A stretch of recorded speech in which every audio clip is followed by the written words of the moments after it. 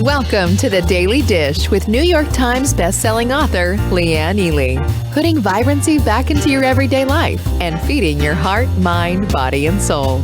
Join us every day at 1 p.m. Eastern for Motivational Monday, Tuesday's Tip, Wise Woman's Wednesday, Thirsty Thursday, Food Fight Friday, and of course Q&A, where no question is off limits, and Soulful Saturday.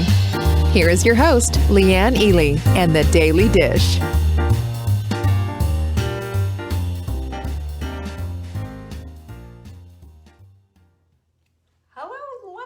Come on in. It's Tuesday. You know what that means? Transformational Tuesday. We're talking some good stuff here. And I have a tip for you. Never put the little preservation package or whatever it is from your hot melt mix into your mix. Whoop. Hey, did I do this correctly? I sure did. Okay, good. Hi, Catherine. Hi, Amber. Good to see you. Thanks for coming on by. We got a big show today. We're going to be talking further and digging into the whole idea of creating habits, the kind of habits that stick with us, that we don't just create and then watch just go by the sidelines. So anyway, glad to see you here. So much happening right now. I'm going to tell you a little bit about what's going on. Hi there, Denise. We've got gift certificates available. A bunch of you are taking advantage of these. They are adorable. You can see all of them at savinggdinner.com and use them for your advantage. Bring them all aboard. Bring everyone aboard with you. Hey, Sarah. Hi, Helen. Good to see you. That is something that's exciting, isn't it? You know, everybody's getting into the holiday spirit, shall we say. And so are we. We're getting really ready for all of this, and we're really excited about post-holidays and setting up 2021 for absolute awesomeness. Because what we're doing is taking this whole concept of what we're doing here on the Daily Dish Show, where you're bringing vibrancy back to you, heart, mind, body, and soul, and doing it in a one-day workshop so you can set yourself up for an absolutely stellar 2021. We'll have everything available for you to see tomorrow. So just make sure that you come by here tomorrow, watch the show, share it if you feel like it, and we will show you. We will show you. Andrea from Romania, so good to see you. Thanks so much for coming on by. Hi, Patsy. Anyway, beauty support's our big supplement of the week. This stuff flies out the door when we have it on special, and we just happen to have it on special because we got extra in because we were selling it by the caseload. It was just absolutely incredible. Hey, Bev, I see you. So listen, you want to take advantage of this? Here's how you get this at the best possible deal. Put 4 of these in your cart, and basically we will automatically give you free shipping, and we will reduce the price so you're basically getting 1 free. Can't beat that. We love beauty support. If you heard Wendy's testimonial about this, I shared it with you in an email. I shared it and read it here and cried. This woman had been through quite a bit with losing hair and what have you, and after cancer, and she got her hair growing back. She takes beauty support and she swears by it. I do too. I've got all these little hairs that have grown in. I was kind of getting like this balding thing. I don't know, whatever you want to call it, but my hairline was shrinking. All that hair is coming back thanks to beauty support. So get it. This stuff works. This is all I can tell you. It just works. 4, and we will give you basically, put 4 in your cart, we'll basically give you 1 free and free shipping. Look at this. This is the last of these mugs. They are going out. We almost don't have any mugs left, but we've got a new one coming in. Can't wait to share it with you. And we're gonna have a way, because we've had a lot of people ask, how do I just buy a mug? I just wanna buy a mug. Well, we're gonna be having that coming up, and we're gonna have a whole bunch of designs as well. We're getting kind of creative around here. So anyway, Jenny's doing that, and she's just has a blast with all of them. Quote of the week, anyone? If you do the bare minimum, expect bare minimum results. You want to be great? Work to be great. Nothing just happens. Okay, J.J. Watts, football player. I mean, he's 31 years old. But that's smart as heck. He knows, he's experienced this on the field himself. And let's just say that so many sports metaphors really do apply to life, because we know that when you are focused and you see the goal, literally the goal, the goalpost, and you are on top of things, you're going to start getting some results. You know, you're no longer bare minimuming. You're looking at that goal, and that is what your heart, mind, and soul is all about. You're hot for it. And I love to see people who get hot for their goals. This is what we're doing with the sprint. This is why this week we're talking about habits, because habits are just, they're absolutely foundational to our lives. But there's more than just, it's more than just a habit, right?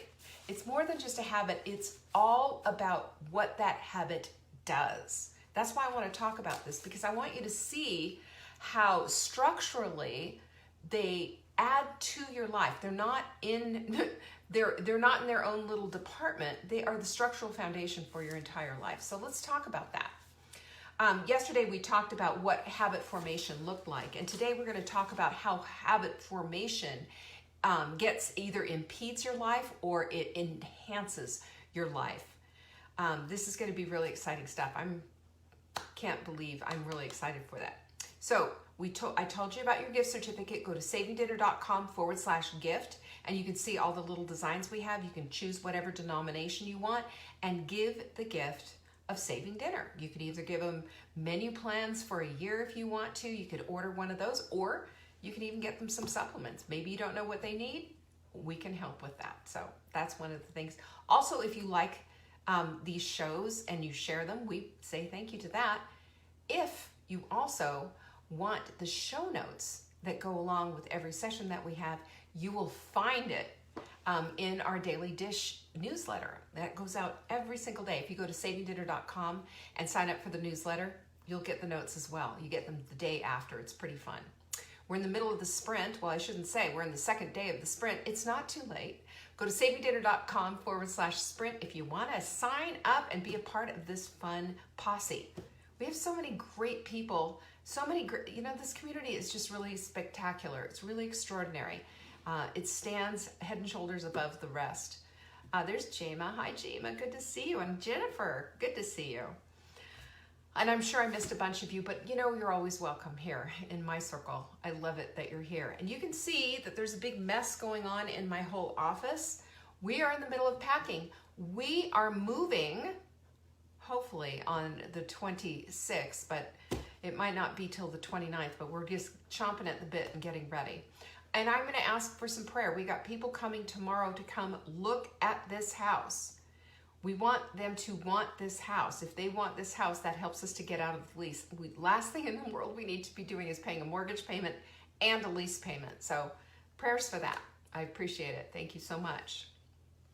So let's talk about where we're going. Oh, by the way, I forgot to tell you, decaf is in the house. Decaf is in the house. You can go to savingdinner.com/decaf. You can get any of our teas there, but the decaf is in. And I mean, how long did that take? 4 months? It's water processed, so it's not your normal decaf. No chemicals involved. All organic teas with a hint of bergamot. It is one of the most spectacularly fresh, amazing teas you'll ever taste. We have people just, pop in their sides with so much love for this tea. It is that good. And every day at 3 o'clock, even if I'm not right there with Marla on Fly Lady's show, I'm still having that tea. That's a good habit that I have developed. Speaking of which, you want to talk about some habits today?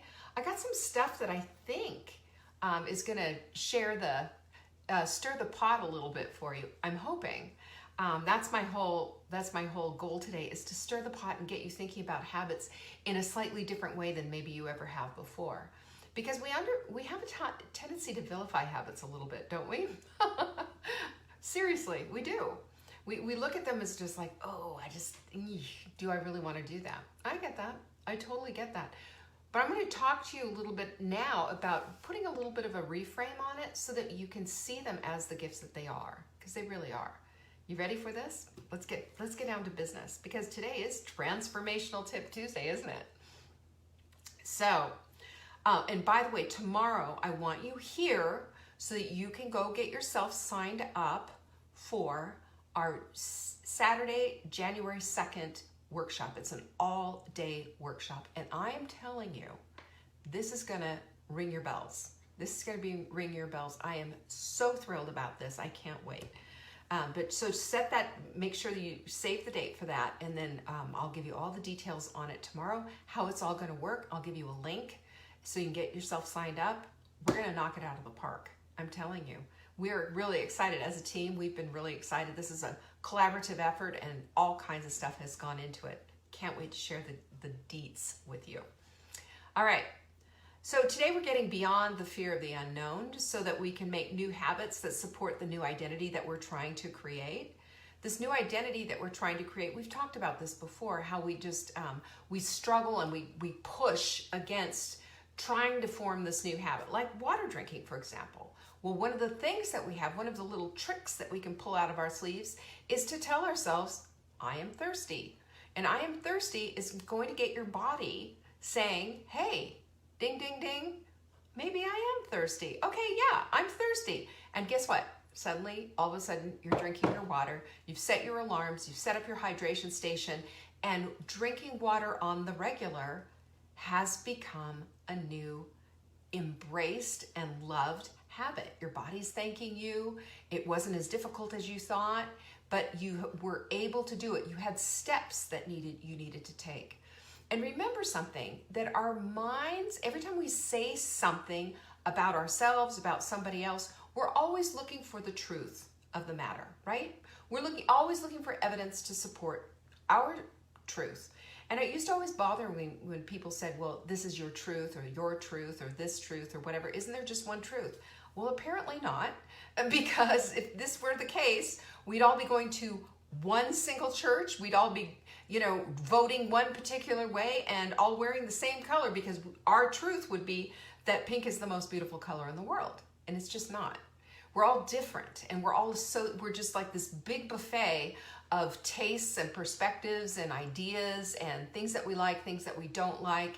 And it's very, difficult. And I will tell you this, after writing cookbooks for close to 20 years now, I have seen this, because when people have come down on me and said, that's the most horrible recipe, it's just, I hated it, blah, blah, blah.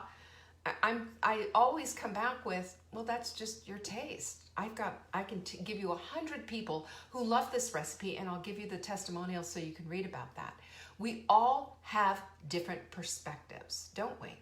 We all have different perspectives, and that's fine. We can all have different perspectives, but this is the only place that we need to understand that we operate out of. And for us to just try to change somebody's mind so that they can have the same perspective as us is pretty much lunacy. It's just crazy town, because we're very embedded in this, and it's just the truth, and it's just the thing, and everybody else is wrong, but we've got it right. Because that, my friends, is a natural tendency. To be right is massively important, because it holds up everything else that we have. And this thought that we might be wrong, frightening. Absolutely frightening, very destabilizing, very putting you into the place of the unknown, and scary. We like this place of being right, and our identities are wrapped up in that, aren't they? We're wrapped up, I'm a Presbyterian, or I'm a Democrat, or I'm a blue collar lover of some sort. We identify this and we wrap ourselves around this. And guess what? It's all built. Underneath all of it is a bunch of habits. It's a whole bunch of habits. And this is what I find so interesting. Yesterday, I put a quote out on my Facebook, my personal Facebook page, and I had it was such a good quote about being ignorant, if you will, to just a bunch of garbage that's going on. Because, honestly, if we took in everything that everybody is saying, we're going to feel so polluted and so downtrodden and so victimized and so, depressed. And it was a very selective quote. I don't remember it now. Oh, I can find it. I'll read it to you, actually, because here I am, and this is my okay. Well, I guess it doesn't want to work right now. So Facebook is sleeping, but if it wanted to work, let me see if I can find Here, see your profile. It always helps. I want to read it to you because I thought it was such a good quote. Be selectively ignorant. Ignore topics that drain your attention. Unfollow people that drain your energy. Abandon projects that drain your time. Don't keep up with it all. The more selectively ignorant you become, the more broadly knowledgeable you can be. This is from James Clear, one of my favorite books that I've read last year or the year before. I don't even remember when. It was Atomic Habits. I've shared it with you before. But being selectively ignorant, and this woman pushed back and said, well, I don't see it that way. What about this? And what about, the whataboutisms? What about this and what about that? And I finally said to her, it's your divine right, sister, to feel that way, but you can't push me into feeling that way. By the way, this is my feed and this is how I feel about it. And that's why I shared it. And of course, but isn't it so interesting that we get into this rut of wanting everybody to feel the same way that we do? It is a habit that we have, that we need to convince the world to live in our perspective and with our belief systems. And that's just patently draining. Not only that, but it's just not right. It's not honoring mankind. We're all different. Surprise! We all have different hair colors and eye colors and skin colors, different sexes. We're all different. Why can't we honor that? Why can't we step back from all of this differentiating ourselves from each other and saying that because your perspective is different than mine, you're straight on a train to hell, or you're banished from my kingdom or whatever. It's interesting that we do that, but we do. It's part of what we do because our identities are completely wrapped up in what our perspectives are, and we believe with all of our hearts that our perspectives are the correct one. Kind of arrogant, isn't it? But, I get that. We have very strong belief systems. But, we always have to be willing to be wrong. We always have to be willing to be corrected. And it's not that someone comes along and puts a Facebook post on your Facebook and says, hey, I'm going to correct you because you should be thinking about it like this. That's not correct. Because our perspectives are always different. I've told you that story when I was standing out on the deck.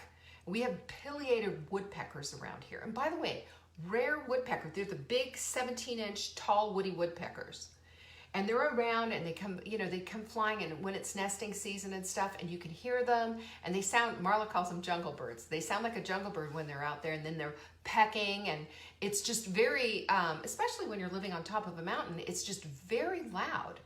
And they're so interesting, such beautiful creatures. And when you see them, it's quite a thing. We always want to see them. Oh, I hear them. So where are they? I'm looking in the forest to see if we can see them.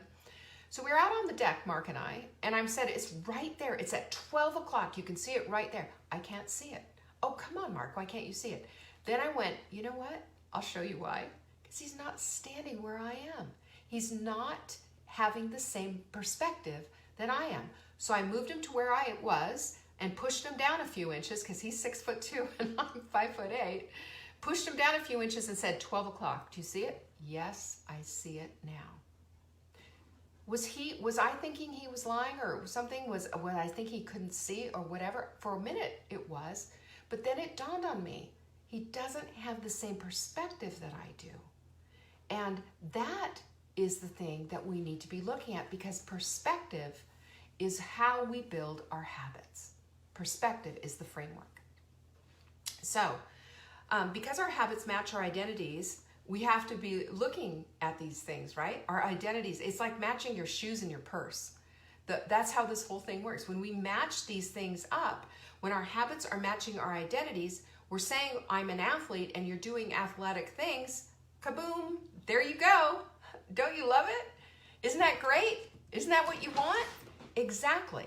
Because when you're out of alignment, then you're completely out. You say, I'm an athlete, and you're sitting on your butt in front of, with a glass of wine and watching Netflix, you're missing the boat. You're completely missing the boat. So this is again, it's part of how our habits roll into how it is that we do life. So our habits are to make our lives vibrant. Amen to that? That's what our habits are for. It's not so that we have the habits, but the habits are the tools that we use to create the vibrancy that we're looking for. It's like working on your house. You know, if you're going to go paint a room and you want a nice vibrant color, let's offer that, right? A nice vibrant color. You're going to need a paintbrush, not just a bucket of paint, but you're going to need a paintbrush. You're going to need a drop cloth. You're going to need all the tools. That's what the habits do. They give you the things that you can have so that you can paint that room a vibrant color. But guess what? Without using those tools, you're not going to get the vibrancy that you want on your walls. And that's your habit stuff. Your habits are the tools. So now that we can see what habits truly are, that they're the building blocks, that they're the tools necessary to create that vibrancy in your life, you have to get to the place of doing something with it. Because here's the thing that we have to look at. Habits are, we have the good habits and we have the bad habits, right? I told you, I grew up thinking habits were nothing more than bad habits. I really didn't even think about what good habits were. I just knew what bad habits were. I lived in a home with smokers. And as far as I was concerned, bad habit, a bad habit that means that it's an addiction too. That's my idea of habits of, brushing your teeth and things like that. It just didn't dawn on me. But when the word habit to me had a bad connotation. It meant something you did not want. But that's not what it is. Here's the thing that we have to look at.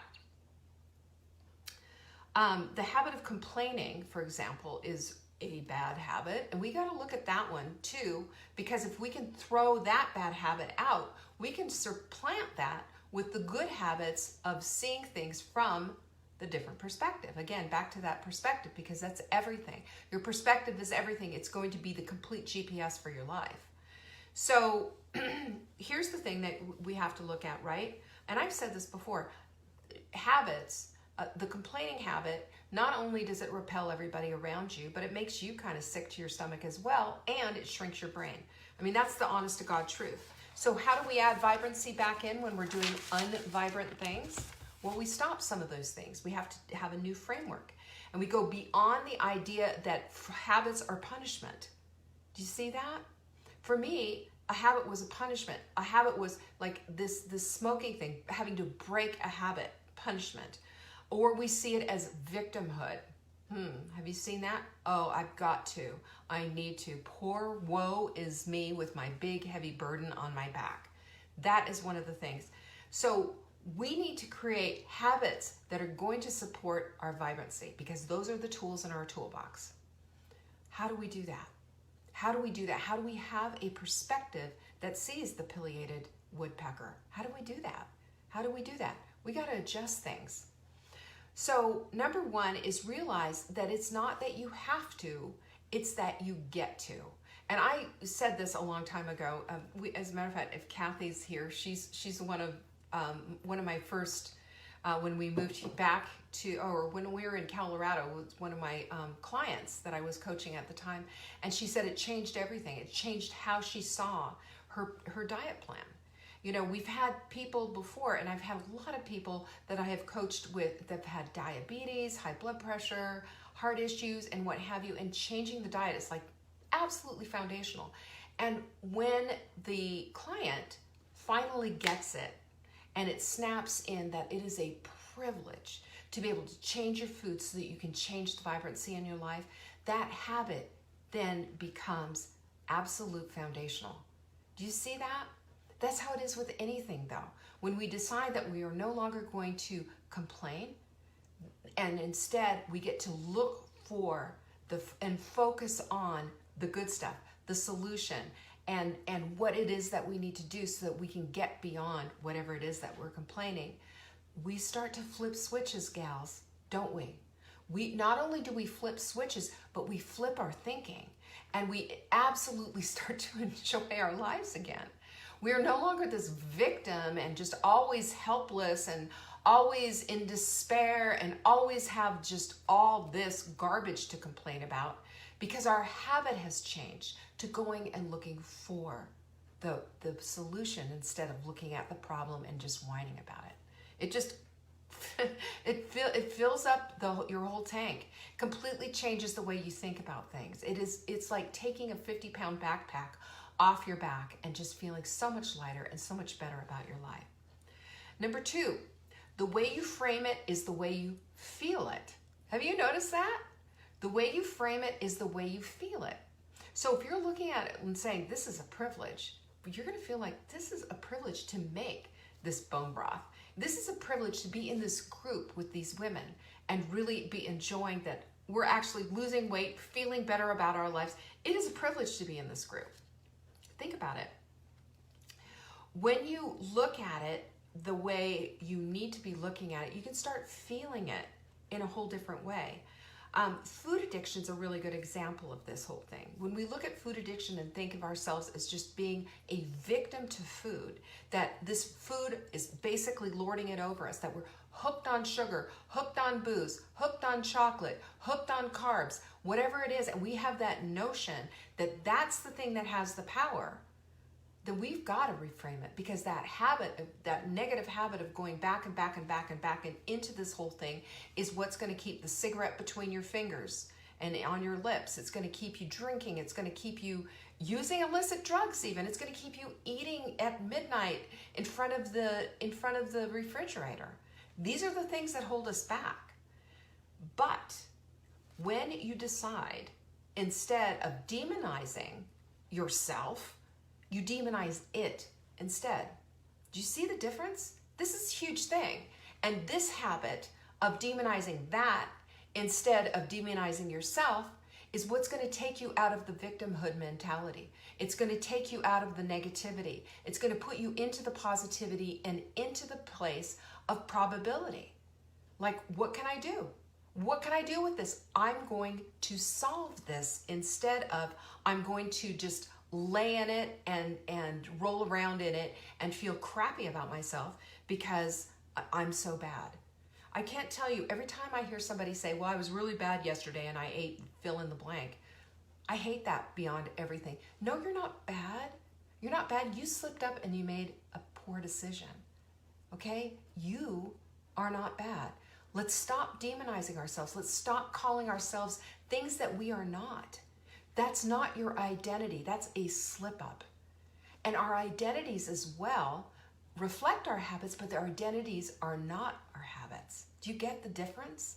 Our identities, we are identified by God as a purposeful human that needs to be here for his reasoning, put here on earth.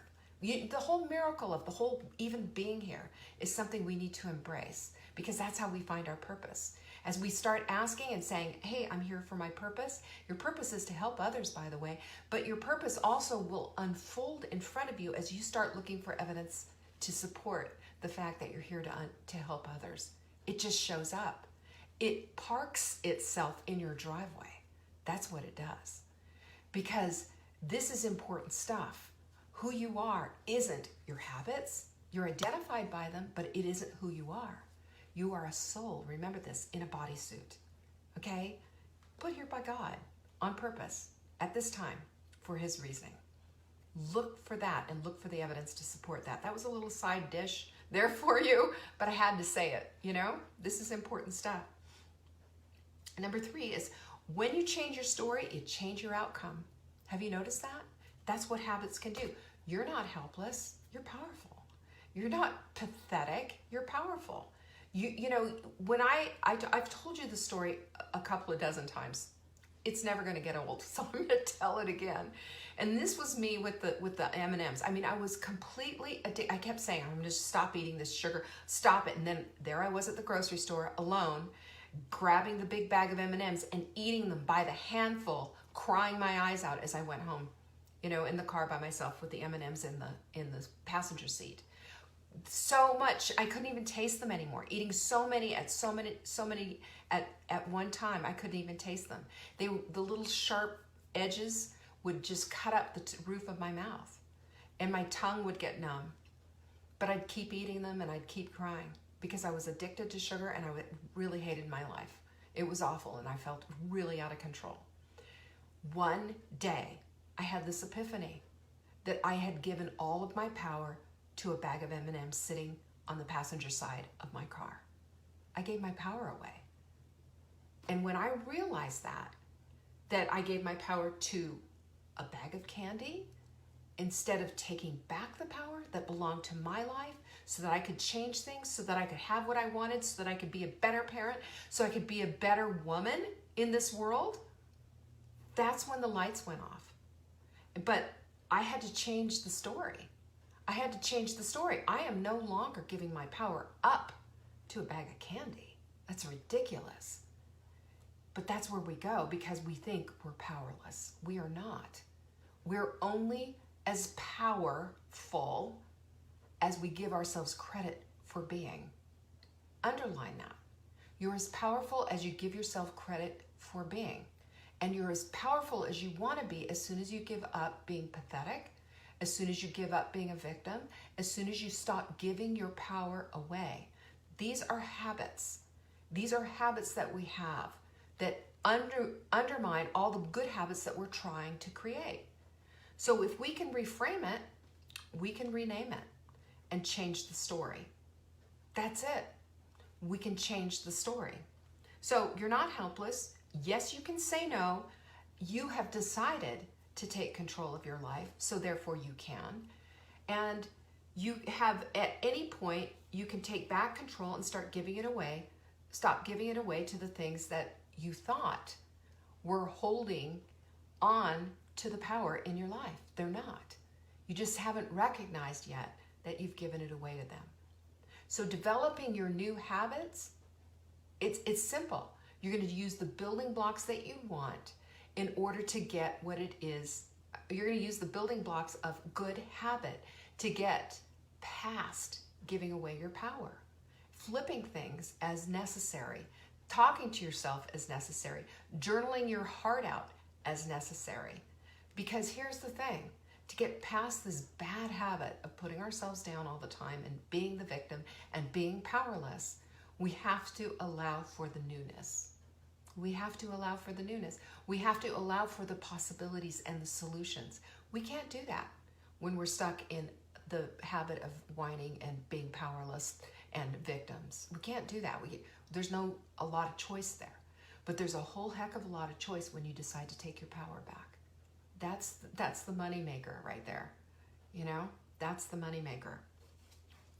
So if you no longer associate with being a victim, you can't take part in that behavior anymore. Isn't that an eye-opener? If you no longer associate with being a victim, you can't take part of that behavior. I'm not a victim. I'm not going to do that. What I am going to do is this. What I am going to look at is that. This is my vision for my future. This is my perspective. This is my truth that I'm living. And this is the way that I'm going. These are the habits that are going to get me there because I'm solution-oriented. I have claimed my power back. I have stepped into the truth of my life, and that's where I'm going to live. That's it. Right there. This is a privilege that we get to do this. You get to flip all this stuff and say that's enough of it and jump into the place that you want to go by developing these very powerful habits that support exactly what it is that you want. But you got to get out of your own way and say, okay, that's enough of that victimhood. I don't care how old you are. At any point, you can just say, oh, recognize it, see it, got to work on it, and this is what I'm going to do instead. It is that simple. It'll take a minute, yes, but it is that simple. Because if we can get past this idea that we are stuck, that we have no perspective except one little hard one that doesn't provide for a beautiful life ahead, then we got to flip all of that. We got to rethink it. We got to start looking at it and understanding that the way that we get to the place that we want to go and to live that vibrant life that we want, we got to put the right tools in their place. And those are your habits. They're not there to punish you. They're not there to take away your joy. They're there to create it. They're there to create it for you. That's what habits do. So I know this was kind of all over the place. These are things that I have been thinking about a lot lately. And, you know, we all have something that we need to discard, don't we? As I've been going through and packing, I've been this goes in the trash, this is going into the giveaway, we can do this, get rid of this and get rid of that, putting the good stuff in the boxes that we want to go with us and getting rid of the stuff that no longer serves. This is what we need to do in our lives at all times. This is, decluttering your house, decluttering your mind, decluttering your body, decluttering your life. It's constantly on, and everything's up for introspection, isn't it? And that's not a bad thing. You know what it is? It's a privilege is what it is. It's a juicy, fat privilege that we get to do these things, No, none of us are working in coal mines. None of us are out there and just, crunching it all day long and just no room to breathe. We have so much freedom and so much freedom in our brains if we allow for it. And if we start to form these habits that are healthy and that support and that help to create that vibrancy that we want, we're going to see things in an entirely different way. Bye-bye victimhood. Bye-bye negativity. Bye-bye depression. It's time for vibrancy. Your habits are what are going to create that for you. So just remember this. If you no longer associate with being a victim, you can't take part in that behavior. I love that. That you can take to the bank. So change your behavior, create habits out of it, and make this work for your life. You can. It's up to you. Day two.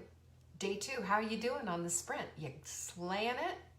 Go crush it, sisters. Go crush it. And I will see you tomorrow for Wise Women's Wednesday. Don't forget about our supplement of the week. It's beauty support. And I'm telling you, you should have a year's supply of beauty support right now because you can get it for cheap. Just get it. Put it in there. I take it every single day, sometimes twice a day. This stuff is amazing, and so are you. Thank you so much for joining me today. Appreciate you guys. Peace be with you. Bye. Thanks for watching. You can find us on YouTube on the Saving Dinner channel or on the Saving Dinner Facebook page. Check back daily for new episodes, Monday to Saturday at 1 p.m. Eastern. If you missed the live show, you can watch the replay. Until next time, pinkies up.